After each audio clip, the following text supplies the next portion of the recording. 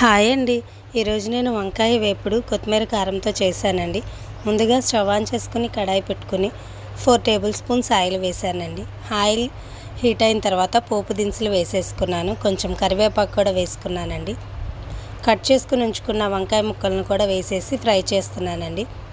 లో to medium ఫ్లేమ్లో adjust చేసుకుంటూ చేస్తున్నానండి. మనకు వంకాయలు త్వరగానే ఫ్రై అయిపోతాయి. దీనిలోకి 2 ఆనియన్స్ కట్ చేసుకుని వేసుకున్నానండి.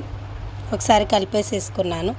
తర్వాత ఒక మిక్సీ జార్ తీసుకుని 5-6 వెల్లుల్లి రెబ్బలు, 5 పచ్చిమిర్చి, గుప్పెడు కొత్తిమీర క్లీన్ చేసుకుని వేసుకున్నానండి. 1 టీ స్పూన్ జీలకర్ర కూడా వేసేసుకుని మిక్సీ పట్టేసుకున్నానండి. ఈ వంకాయల్లోకి రుచికి సరిపడా సాల్ట్, కొంచెం పసుపు వేసేసుకుని ఒకసారి ఫ్రై చేసుకుంటున్నానండి.